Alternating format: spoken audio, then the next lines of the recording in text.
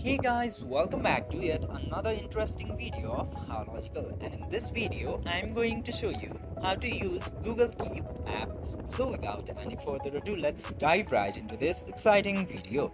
In order to use your Google Keep application, you have to know the major functions of the application at first. The major function of Google Keep is to track your works and list your tasks for a day.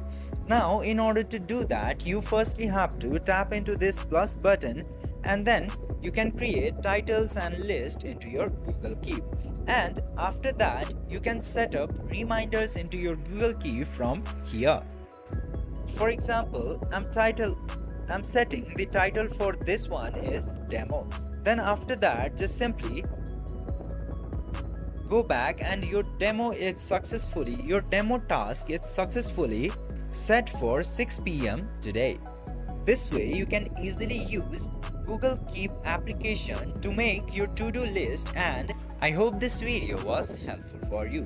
If yes, don't forget to like, share and subscribe to the channel to never miss another update. Thank you for watching the video.